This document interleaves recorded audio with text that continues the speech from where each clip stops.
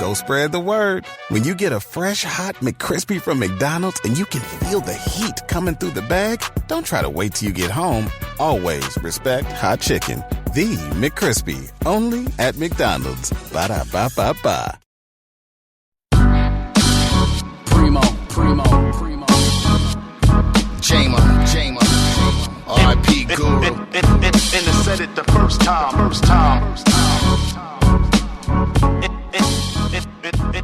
Ras Kass, J57 and El Gant has just dropped their debut album, Walking the Lines. They are known as Jamo Gang, and I want to welcome them to the library with Tim Einenkel. Welcome, fellas.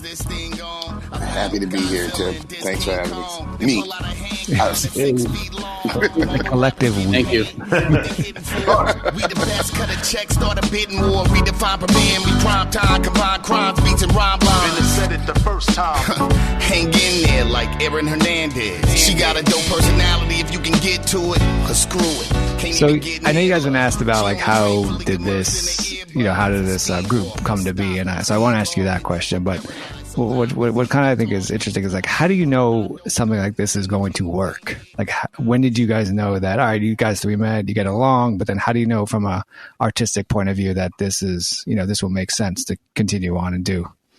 I think that when you listen back to the music after the first time, but from an artistic perspective, I say that, but I don't think from a is this going to be successful perspective? I don't think we've ever even thought about that. We're like, let's just drive this car as far as we can go and like Thelma and Louise it off the cliff and see what happens. But really, it's the first time that we recorded.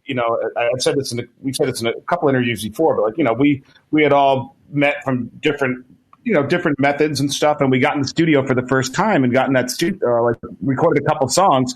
And we had a few drinks at that point, and I think the next day, after waking up and not really feeling well, I know that I kind of put the music on and thought about. I'm like, man, is this actually going to be as good as I thought it was at 1:00 in the morning when we recorded it?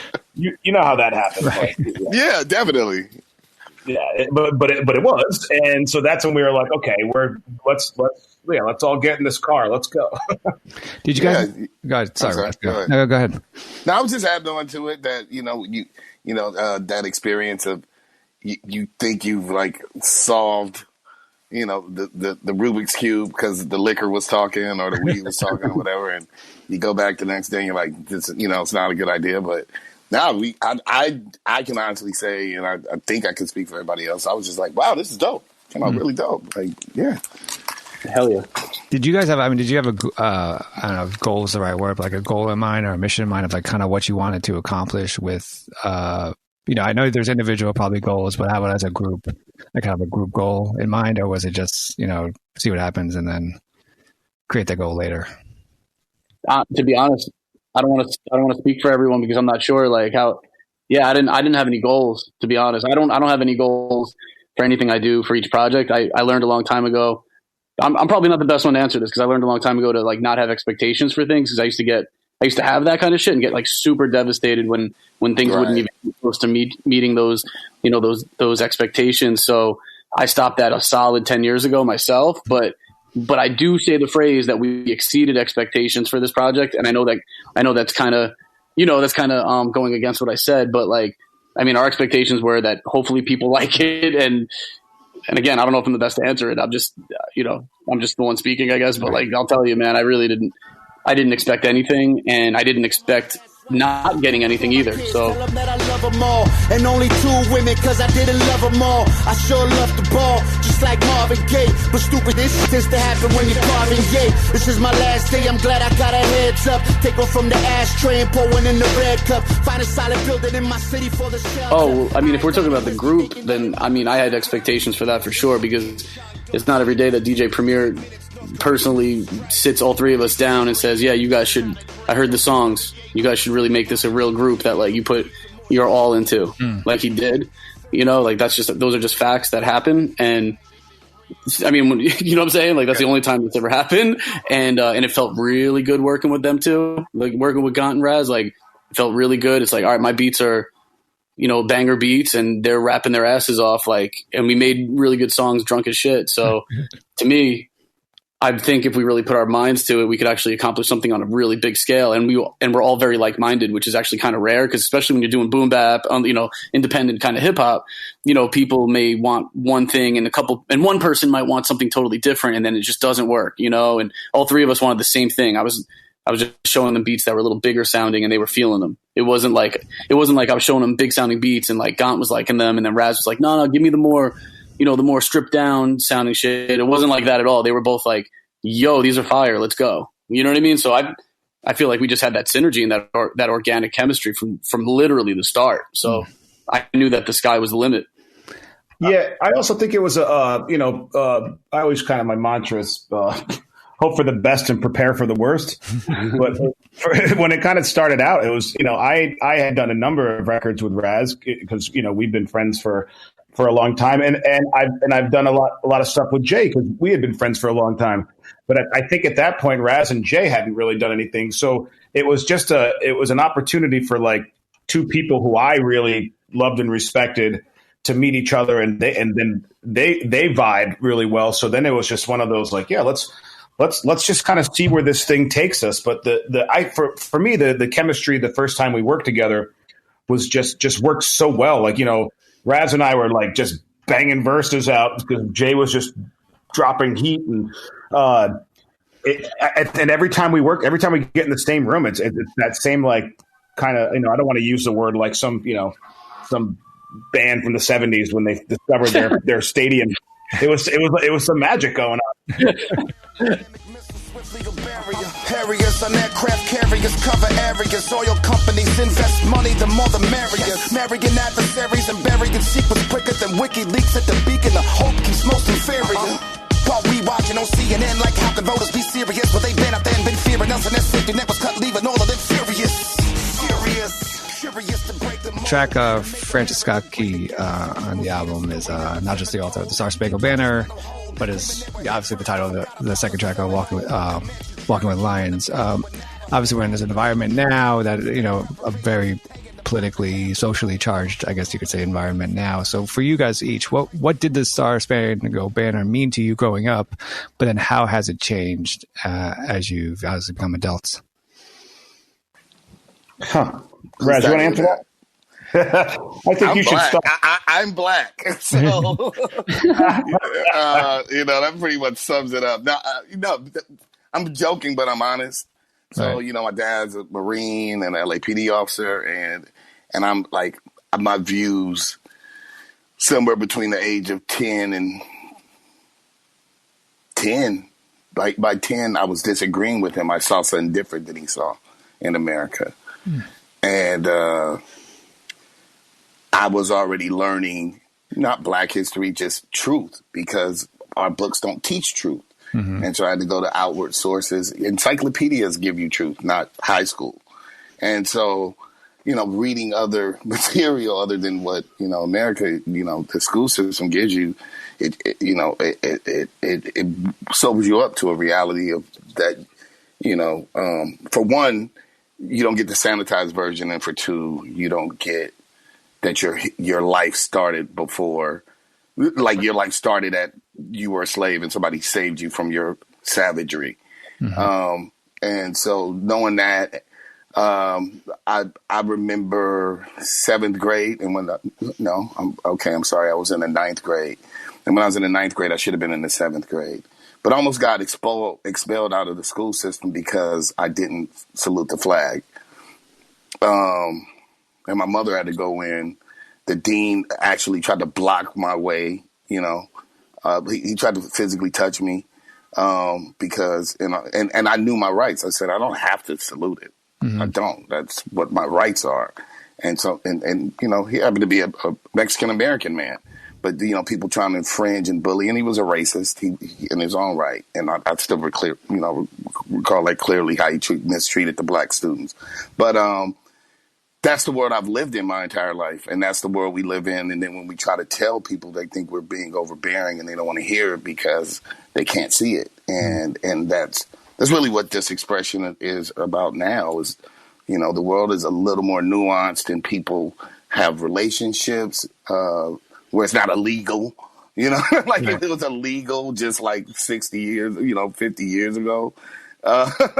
So, people, we have a nuanced world where people understand, and not as much as I would have wanted, just to answer the question here. That America means predator to me when I think of it and what it's done to my mother and my father, myself, my people, Native Americans. I'm partial blood that. Like when's the dream come? It's been nightmare for us.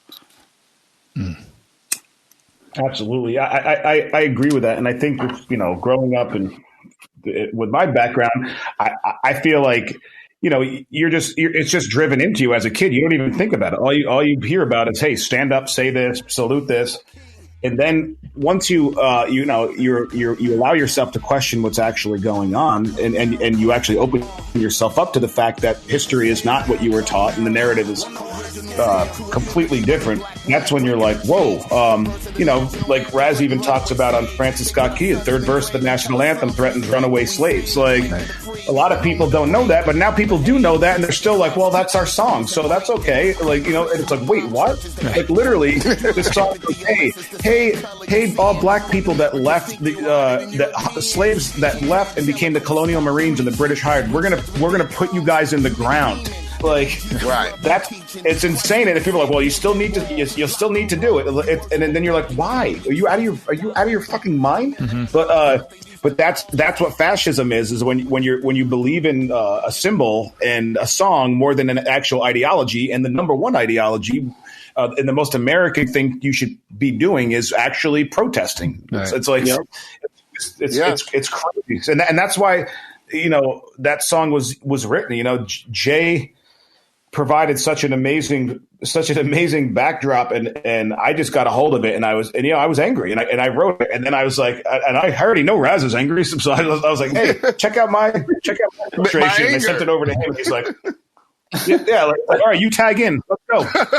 Yeah, I mean, honestly, I was like, yeah, oh yeah, we do have a video. I just wanted to add, like, normally I would, do socio-political, but it's a blessing to have human beings because at the end of the day, we are just human beings, man. Right. And God had His own anger, and He sent me a record. I'm thinking, I think I'd heard the beat, and I'm thinking, we're gonna be rapping and tapping and lyrical styles, and then God came and I'm mad. I'm like, oh shit, okay. I don't know if I'm as mad as God on that record. So, and that's what it should be, compassion and love for everybody, for the any human being, the poor, any person, man, and that's what the American ideal is about. And that's what the song is really exposing, that hypocrisy. Jay, with a song like this, how are you how are you using the beat to kind of express your frustration maybe, or your anger with what's going on? Yeah, so the beat, we started with the beat first, and I made that beat on July 4th, 2016. And I just randomly made it. It wasn't like a plan. And I named it America because it was the 4th of July, you know what I mean? Mm-hmm. And when Gant sent me back what he did vocally, he sent it to me and Raz in the same email thread. When he sent it to us, I was like, yeah, yes. You know what I mean? Like, yes, like, I don't have political records myself. I'm not against doing that. I just don't have those kind of songs. Don't get me wrong, there's tons of songs that I have out and that are coming out as well, where it's very clear I do not care for Trump at all. The fact that I hate him, you know what I'm saying? Like that's very clear in songs that are out there and that are coming out solo-wise. But I just don't have those like full songs and stuff like that. So when they spoke for me, I was like, yes, like Gant, we had, Gant and I could speak the same. We could speak on the same kind of shit. Raz had a whole different experience than we could ever even understand. You know what I mean? Like, there's no way to understand that unless you lived it. And to hear both ends of that on a beat that I created in a song that all three of us created, I was just like, I literally tell people that all the time, where I'm like, yo, I feel like they spoke for me. I'm behind every word that they say on every record to begin with, but I'm behind what they're saying politically, like socio-politically, everything. I'm with it. You know what I mean? And all I could do was just give the backdrop, which I did actually make on 4th of July, funny enough. That's dope. I didn't even realize that. That's amazing. Was there any hesitancy for you guys to release this album now, especially with the pandemic, and also from a maybe from a lyrical or even social perspective, that what's going on now with the protests on the street to try to dismantle systemic racism in our country? Was there any hesitancy to release it now? Do you guys wish you held off a little longer, or was it just had to be released now? No, I don't actually, because we were holding on to it for a really long time as it was. And the album really does touch on a lot of different subjects. So it's right now we are very much so, and rightfully so, focused on one subject that should have been addressed a long time ago. Mm-hmm. However, we're kind of adding to that with a lot of the records that we've done, and I just feel like the album is, it's going to be around for a while. So it was time for us to put it out, and we'll have another album we'll put out down the road. So it's I just always found that holding on to things just was never really the move. I would do that a lot, like earlier on in my career. I'm like, just wait, you just wait, and then now I'm going to unveil this thing, and it's like, no, man, just get it out, and we'll deal with it, and it's worked for us. But I do agree that the majority of our attention right now needs to be directed at one thing, but that doesn't mean that you can't be, it doesn't mean that every song you have to listen to is, Rage Against the Machine and Public Enemy during going on, because otherwise you're gonna burn out.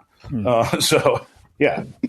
Yeah. I just to add on to it, I think under the nobody went into 2020 expecting this shit. Right. And so I think there is a part of being strategic, being intelligent. There was a mood for certain records, and, we tried to catch, there is timing. And so, we really, I'd really love the premiere record. Mm-hmm. And, there could be, in retrospect, maybe we say, maybe we shouldn't have put that one out. But it's a great record, and it'll do what it'll do, and people will discover it. We have so many other records on this album that a month from now, that just... we have a mood. It's a movie. If the movie's just strictly all fucking, it's a porno. If it's just all violence, like, we have a full movie. And so you can take whatever scene that applies to the mood of the day and utilize that, which is, ultimately my goal, and I would hope, everybody's goal. So admittedly, a few years back, I went through this, probably like 10 years back, I went through this whole thing about noticing that a lot of hip hop artists in their lyrics kind of reference Stevie Wonder in a way. And whereas you do this on the title track, Walking with Lions, and Stevie Wonder's song In the Key of Life. So I, of course, have to ask you all, like, what's on top of, can you guys talk about the creation of this track, but also what is kind of the influence for each of you, I guess, for Stevie Wonder in terms of you guys as artists? Well, when I made the beat, I was dressed up like Stevie Wonder in 1970, and it came out that way. You know what I mean? I'm just kidding. All right, I'll let you guys start. Sorry. I try to avoid Stevie Wonder's, the obvious, the blind thing. Right. So, I went to Songs in the Key of Life. That was what I was talking about. And then I went key as music key, and then Stevie Wonder's Locksmith. So I guess he got me. Stevie's curse. The gift and the curse of Stevie. I don't see. I think that's just a hilarious observation. I have many Stevie Wonder records. I know his first name is Stevland. That's a fun fact. That's about it. I'm a fan. I think we're rapping great. Yeah, I love Stevie. I don't think I've going through anything I've ever done. I don't think I've ever personally referenced him, but I do now that it's almost like you like the end of The Sixth Sense when everything starts coming together. When you said that, like, I'm like, man, I'm thinking back to like how many times I've heard a Stevie Wonder reference. I'm gonna find it. I'm gonna find yours. You're gonna have one. There's gotta be one. There's gotta be one. Gotta be one. Yep. Wow. Who's Stefan, and what's the importance of this track for each of you? Oh, Steven. Steven. I'm sorry. I'm like Frenching. I'm making. Anyway, yes. I'm He could hoping. be. I mean, he could be any. Stefan. Stefan. Yeah. Saturday Night Live. Yeah, totally. That's who it is. Catch. Really, it wasn't based on like an individual person, obviously, but it really is. We've had a lot of songs about because that's something else that's going to unfortunately rear its ugly head, because that's a problem that hasn't gone away either. It's just the violence in schools. But it's or just anywhere, for example, like people opening fire, which the ironic part, which Raz mentions in Francis Scott Key, is that it's predominantly white people doing it. Mm-hmm.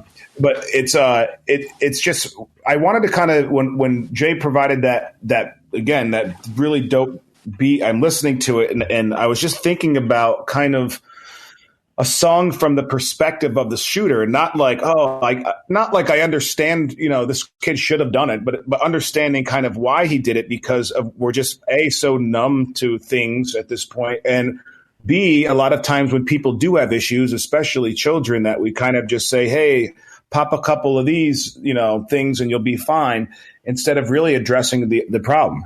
And we can say that, there are plenty of guns that are very much so in the hands of people that should not have access to them, but there's also more to it.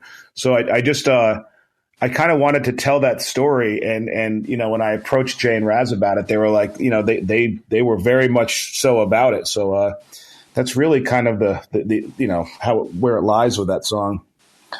I subconsciously channeled a friend of mine, and so it's slightly his narrative. And had a promising career, and ultimately always played with guns. That's what I said. Shut off the top of your dome, you're done. And he was my friend. He was he was a white kid, about to get an HBO show, and he was in front of his co-stars that they were doing the I forgot what it's called, the first show, the pilot. And I saw him that night, and he couldn't get in because he was a thug.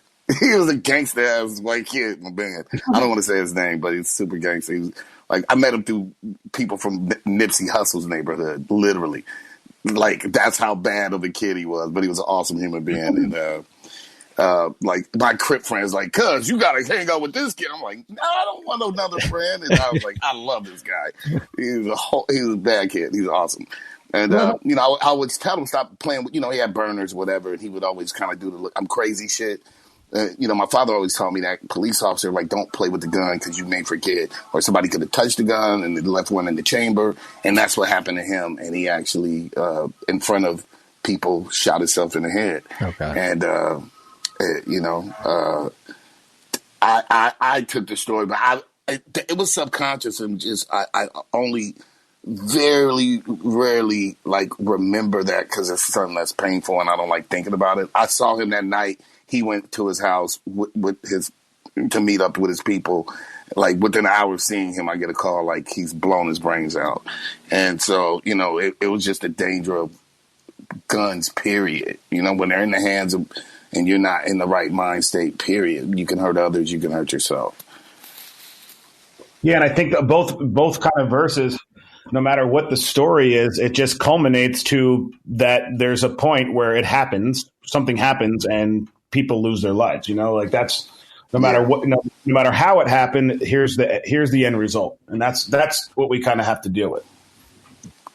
And I mean, God did the hook first, and people don't want to talk about. Nobody wanted. Nobody want to mention Steven because it's kind of the taboo, and it brings up hurtful memories. And think about it, even when that school shooter or whatever, like, it's painful for everybody. Right. The mother's in pain if he shot other people. The mother's in pain if he killed himself. It's just one of the hazards of our society, and we haven't figured out, and medicating people who have emotional problems or putting them in jail is not. I forgot what they said. I think some politician said it recently. We imprisoned a third of all the women imprisoned in the world. Like, we're fucked up. Yeah. Wow. Like I didn't realize that. Like, I just thought it was black people. You know what I mean? Like, it's like we just have, like, this country has got to look in the mirror, man. On the situation, parents paid at low cost. They've been doing that to him since 04. And so far, there's little times he go off. A spark in that inferno that's building inside his mind, but choose to cope, he never learn those. Bullies follow him home, like that's the way that nerd goes. Bruise him up and leave him blue and purple. Don't let him in the inner circle. So I want to just kind of briefly step away from the album just for a second, because I have a question just for J57. Jay, you worked at the New York City location of Fat Beats from 2004 until it closed.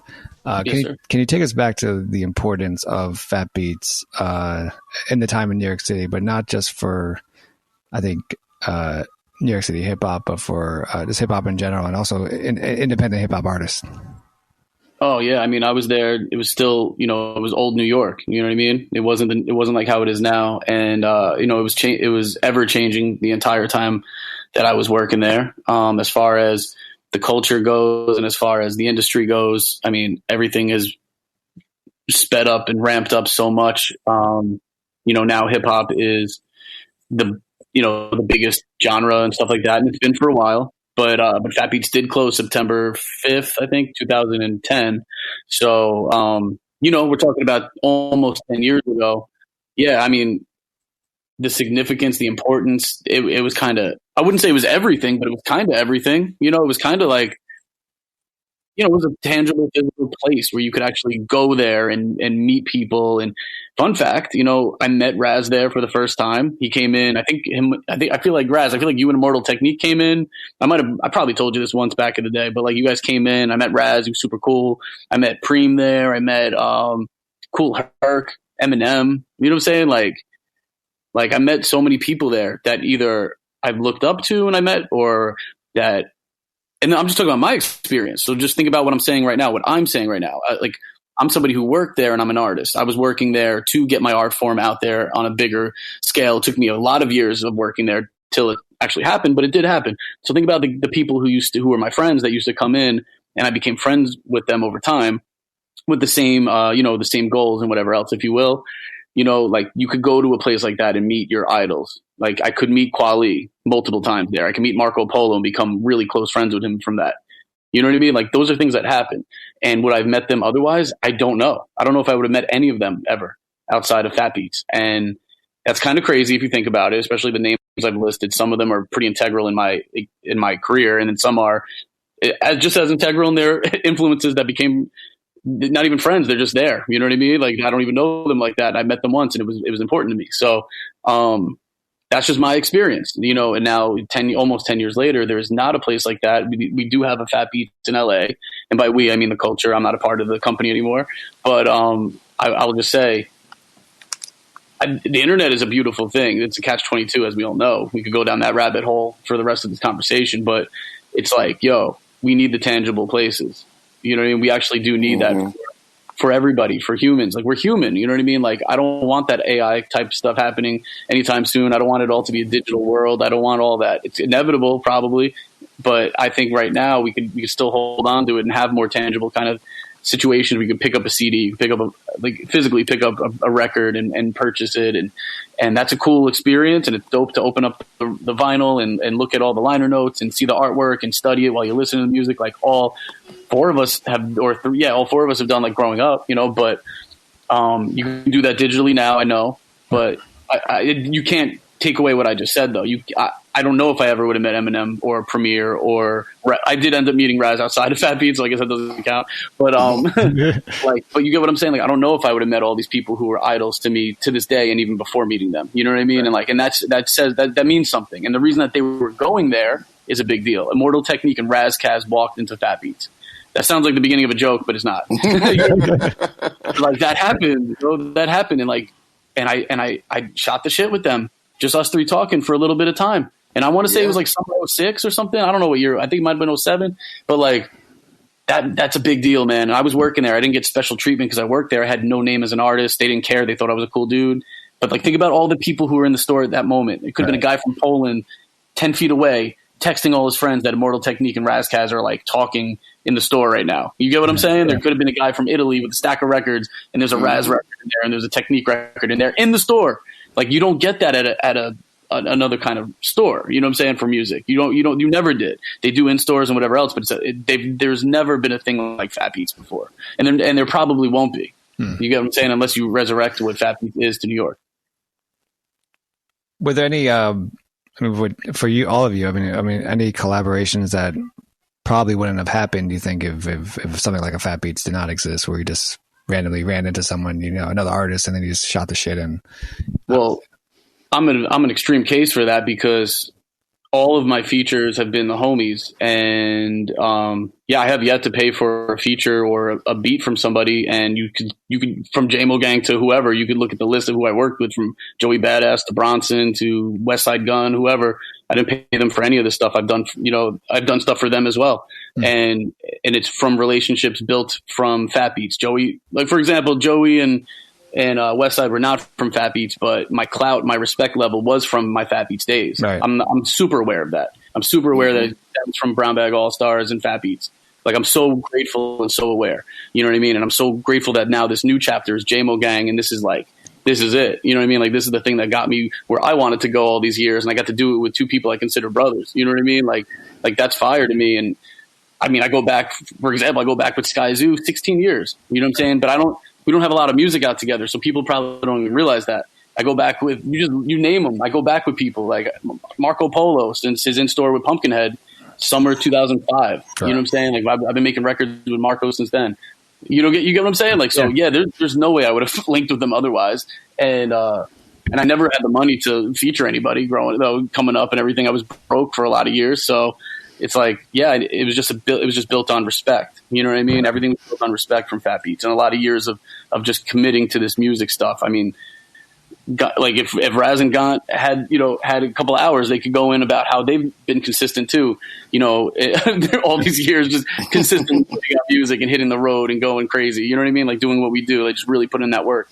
You know what I'm saying? But the Fat Beats thing for me, like that was, I knew what that was going to be for me, and it took a lot of years to get it, but I got it. You know what I'm saying? That's dope. Turning back to the album, 38 minutes to track. This is maybe another weird way of me thinking. 38 minutes, the time actually reminds me of when I used to work in radio and having to program an hour of radio. And when you exclude commercials and usually the top of the newscast, you kind of get like 36 minutes of actual programming. So curious why the title 38 minutes and how did this track come together? Resonator. Oh, okay. All right. you really took the lead on this, man. Yeah, I'm a topical guy, man. So I was just it was the Hawaii's defense alarm went off, and it was supposed to be a test. It was during the same time that Trump and Kim Jong-un from North Korea were kind of going back and forth. They liked each other. They didn't like each other. Right. So they did a beta test of a missile strike from North Korea. What they didn't do is let everybody know this is a drill. This is a test. So when it went off, this actually happened about 3 years back. Something like that, maybe 2 or 3. People literally, apparently it takes 38 minutes for a nuclear bomb to get from North Korea to Hawaii.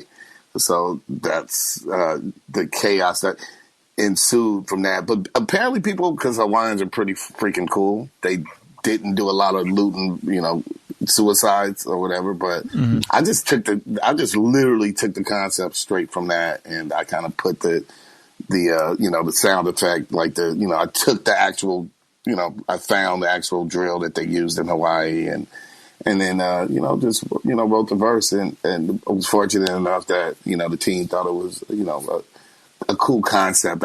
What I really enjoy in an album is it's a story. So Slick Rick, or Nas or Biggie, like it's just a different kind of story. We put ourselves in a scenario and we rhymed our way out of it. I just don't want to hear everybody, how many rappers have robbed the bank. It's like, okay, so we created a different scenario. Fun fact: a number of radio stations, I guess, they played this song and they're listening like a real War of the Worlds type thing. Like people were calling in and they're like, what do you mean? What's going on right now? Because we have that warning in the beginning of the song. Right. So they're like, they hit us up. They're like, can you guys like supply a version without the whole warning thing in the beginning? It was too realistic. It was I think the other funny part side note about this album, and not, well, because we really are like a cohesive group, but like, you know, we're talking about different songs here, and it's like, oh, that's a Lennon song, or that's a McCartney song. You're like, oh, 30 minutes. Oh yeah, that's a Ras Kass. You know, like you know, it lighters up. You're like, oh man, you know, McCartney 57 really came through on that one. I want to go back a little bit to your EP in 2018, Welcome to the Golden Era, and the video for it. Again, you're wearing, which is hilarious, the Robin Bird T-shirt and a Criminal Minded baseball cap. I grew up in New York City. I'm 40, so the Robin Bird is just classic. So Thank you. I don't know what it is. That's great. Can you just take us back, just for the listeners, kind of take us back to New York City in '96, and kind of why you're highlighting it for this video, for the song? Man, you know, obviously the song is Golden Era, and we wanted to start out, you know, the whole idea of it, which Brian Saxon directed the video. This guy who's also doing our Francis Scott Key video, you know, he had a great idea, because it is called Golden Era, to do kind of a let's have these kids kind of like step back into like old New York and like see where all this came from, because there's a huge disconnect to an extent with like the younger generation and hip hop. Like, you know, hip hop's the only genre of music. You know, you can ask a 12-year-old kid that plays the guitar right now in 2020, like, oh, who do you know that plays? And he would know who like Jimi Hendrix was. But like you talk to a 15-year-old kid that listens to hip hop, and you're like, oh, like KRS-One, Rakim, they'd be like, who? So we kind of wanted to bridge the disconnect. And the two kids in the video are actually Jay's stepson and my nephew.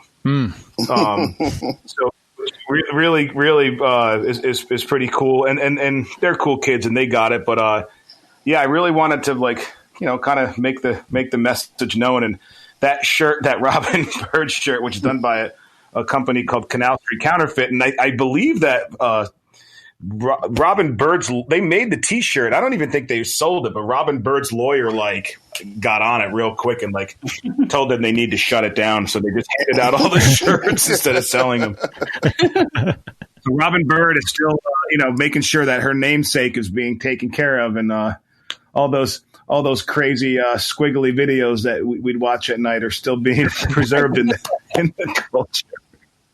But yeah, just kind of bridging those generations is what we were attempting to do in that video. And I just, that was a really fun video to shoot, because then we got a lot of just people, our friends in New York that have been in old New York for a while. And it's funny when I tell stories to the younger generation now about, I feel like I'm that old guy now. I'm like, man, in the 90s, right. What are you kidding me? This neighborhood right here? Oh my God. There was literally one Chinese food place and a laundromat, and it didn't have this, child daycare place and this bamboo nursery and artisanal coffee shop, and then I just sound like that guy that's like, oh, I'll tell you the way it used to be. But it was really fun. I think I went back to my old neighborhood in Washington Heights, and there's this bar called Locksmith, and I realized why it's called Locksmith, because it actually used to be our locksmith. But probably no creative. Was that. Yeah, I was just like, this is a little bit creative or not. And then it's a cigar shop where the bodega is. That's kind of Raz, you actually in this video you bring us back to 95 LA. So can you kind of talk? I'm New York City, and I did like LA hip hop, but obviously I wasn't too informed with it. So can you kind of take us back to LA 95 hip hop? Yeah, man, it was awesome. We had almost two. The industry was trying to create two scenes. And usually, and that's what I don't like about the corporate. But to answer your question, corporate hip hop. All the labels were trying to create this distinction. The rappers bought into it, and it was gangster rap, and then it was backpack. But there was only one venue, unless you were a multi-platinum rapper, period. And that was this Club Unity. And so it was so intermixed. There was literally everything. There was rockers, there was gangbangers, there was, the Mexican cholo dude. There were everything was so cool. It was this very motley crew of people that came together for the music, and in their uniform, couldn't identify what their music preference was. It was the only place to go listen to rap. And so that was like 95 hip hop. Lastly, back to the album, Walking with Lions, the last track. The track Highway reminds me of John Denver's Leaving on a Jet Plane. And on the hook. So can you guys tell us kind of like with this album, and I think and also from going forward for each of you, what else do you want us to leave us with, and what do you want to kind of accomplish with as individual artists, but also as a group? I know as a group, because you could see even the growth between the EP and the LP, where the LP definitely has, more of a story to tell than the EP, where we're kind of showing out a little more on that. I know me personally, speaking for the group, like I want to continue to move in that direction. Like, I've spent my entire underground, backpack rap career, speaking about how good I was on the mic, and like I've evolved so much as a person that I really have a lot of things that I want to touch on, and I know we all do. So that's why Jamo Gang is different than anything we've done individually, and I think that I want us, and I know we all kind of feel the same way. We want to move in that direction, and even the decision that I made to sing that hook, like it's not something that I typically do, but it's just, I liked what was going on there. And I kind of wanted to, I talked about our journey and I just wanted to touch on it. So, I just want to keep evolving, not only personally as a human being, but like also as an individual artist and this group as well. So, Raz or Jay? We leave the last words for you, 57. For me, I always envision, just because I know my personality and I know that they know my personality, a lot of people get a really weird perspective about who I am as a person.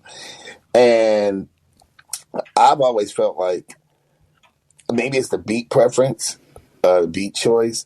I get to have more fun, so I become, Tiger Boy.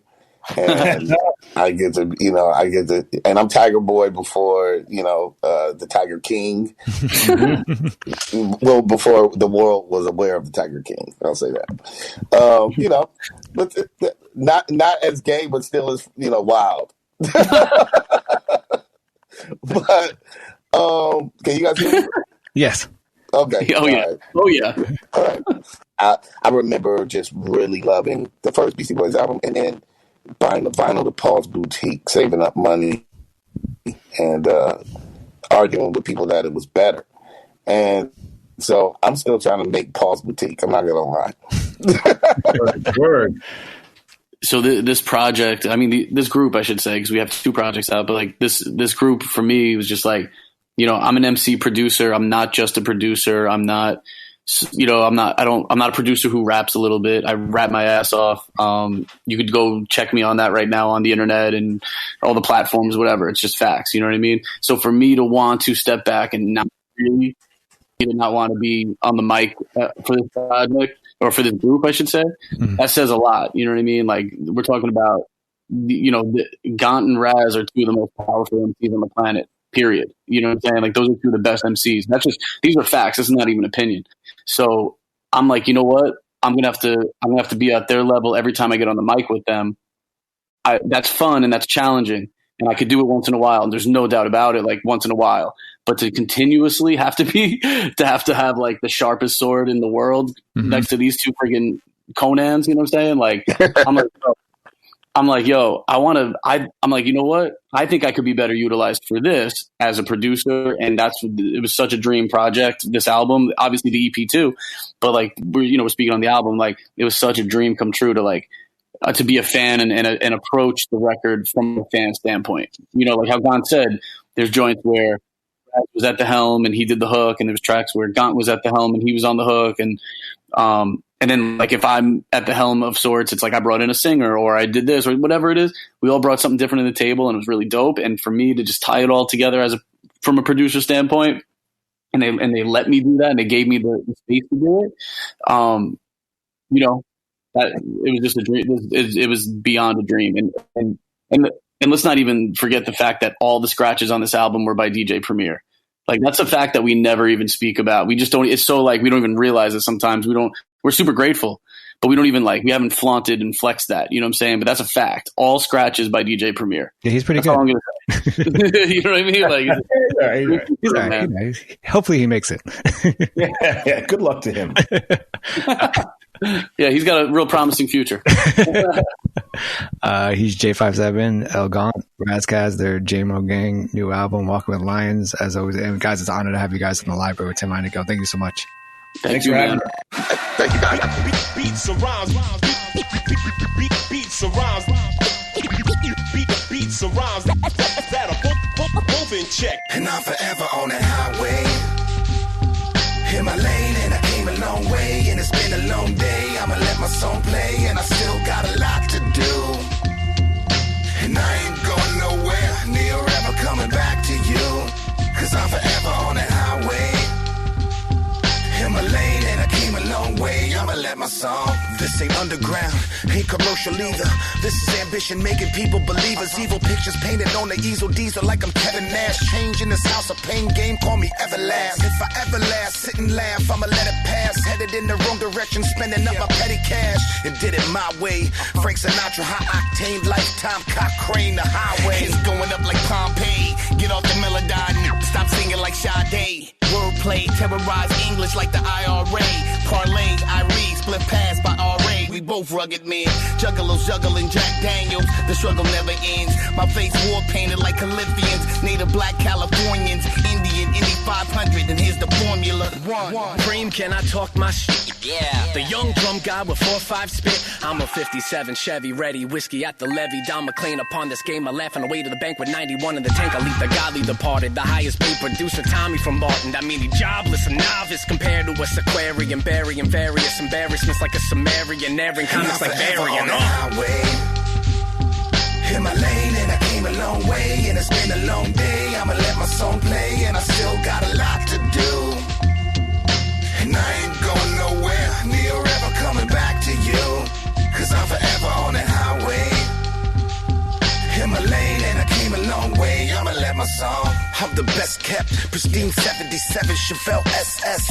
Best guess, I'ma push like a bench press. Hoof it to the finish line. Ricky Bobby call across that I ain't got but little time. Grind like a faulty break till I'm staring over my body and hearing the sound that a close cough that make. Often takes store the craze, finger off the safety switch, stepping down on tour, warm baby like an 86. Ice cream music, not the ice cream man, no. All I sell is dope art and vodka. Van Gogh, Audubon doing the buck in an ice cream truck. James Bond, Aston Martin house.